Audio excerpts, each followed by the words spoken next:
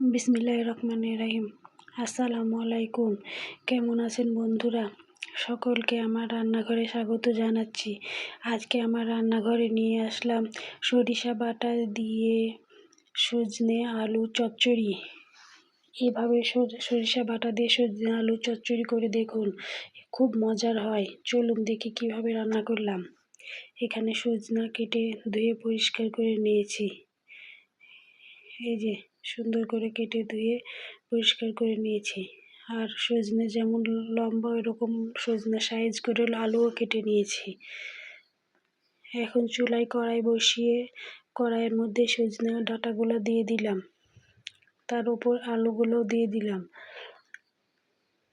এখন ছেঁচকি দিয়ে একটু মাখিয়ে নিলাম আলু আর সজনে।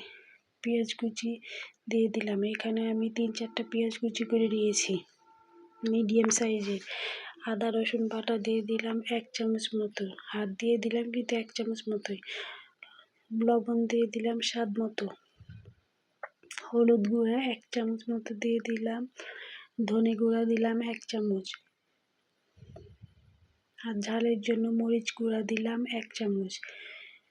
এখানে সরিষা বাটা রেখেছিলাম, এই যে সরিষা বেটে রেখেছিলাম, এটা দিয়ে দিলাম। বাটি ধুয়েও দিয়ে দিব। এখন সুন্দরভাবে সব মশলা আর সজনে ডাঁটা আলু মাখিয়ে নিচ্ছি।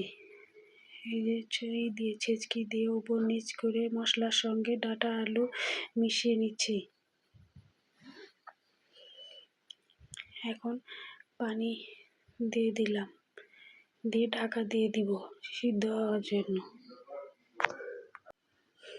ঢাকা উঠিয়ে এই যে আবার ছেঁচকি দিয়ে সুন্দরভাবে উপর নিচ করে দিচ্ছি। বন্ধুরা, আমার ভিডিও যদি আপনাদের এতটুকু ভালো লেগে থাকে তো অবশ্যই একটা লাইক দিয়ে আমার পাশে থেকে থাকবেন। আপনাদের একটা লাইক আমাদের জন্য অনেক উপকার। একটা ভিডিও তৈরি করতে কিন্তু আমাদের অনেক কষ্ট হয়। আর যারা ইউটিউব থেকে দেখছেন তারা সাবস্ক্রাইব করে আমার পাশেই থেকে যেতে পারেন। আর ফেসবুক থেকে যারা দেখছেন তারা একটা ফলো দিয়ে আমার পাশে থেকে যেতে পারেন। এই যে আমার ডাঁটা আর সজনে সিদ্ধ হয়ে গেছে। এখন উপর থেকে টমেটো কুচি দিয়ে দিলাম। এই যে সুন্দরভাবে টমেটো কুচি দিয়ে আবার ঢাকা দিয়ে দিব টমেটো সিদ্ধ হওয়ার জন্য। এই যে ঢাকা দিয়ে দিলাম। কিছুক্ষণ পর ঢাকা উঠিয়ে দেখি টমেটো সিদ্ধ হয়ে গেছে। এখন নাড়াচাড়া করে টমেটো সুন্দরভাবে উপর নিচ করে দিচ্ছি।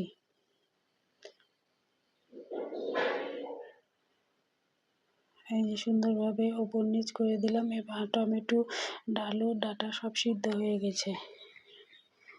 এখন সুন্দরভাবে নামিয়ে নিব বাগার দেওয়ার জন্য। এই যে চুলায় কড়াই বসিয়ে সাদা তেল দিয়ে দিলাম সামান্য। আমি বেশি তেল কিন্তু এই রান্নায় ব্যবহার করিনি। রসুন কুচি দিয়ে দিলাম, 2-3টা কাঁচামরিচ চিরা দিয়ে দিলাম, আর সামান্য পেঁয়াজ কুচি দিয়ে দিলাম। আগেই পেঁয়াজ দিয়েছিলাম, এই জন্য এখন সামান্যই পেঁয়াজ কুচি দিলাম। এখন পেঁয়াজ কুচি আর রসুন কুচি আর মরিচ সুন্দরভাবে ভেজে নিচ্ছি। এর মধ্যে 1/2 চামচ পাঁচফোড়ন দিয়ে দিলাম, গোটা পাঁচফোড়ন। এই যে আমার পেঁয়াজ ভাজা হয়ে গেছে। এখন সিদ্ধ করে রাখা সজনে ডাঁটা দিয়ে দিব। এই যে সজনে ডাঁটা দিয়ে এখন নাড়াচাড়া করে সুন্দরভাবে মিশিয়ে নিচ্ছি। আপনারা এভাবে রান্না করে দেখতে পারেন, খেতে কিন্তু খুব মজার হয় সরিষা বাটা দিয়ে। আমি প্রথম রান্না করেছি কিন্তু খুব মজার হয়েছে। এখন আস্তে আস্তে জাল দিয়ে আমি এই পানিটুকু সুন্দরভাবে শুকিয়ে নিব। উপর থেকে সামান্য জিরা গুঁড়া দিয়ে দিলাম। ডাঁটার সঙ্গে এই পানিটি যেন একদম লেগে যায় ততক্ষণ পর্যন্ত চুলায় রাখবো। তারপরে চুলা থেকে নামিয়ে নেব। এই যে আমার তৈরি হয়ে গেল সরিষা বাটা দিয়ে সজনে আলু চচ্চড়ি। ধন্যবাদ বন্ধুরা।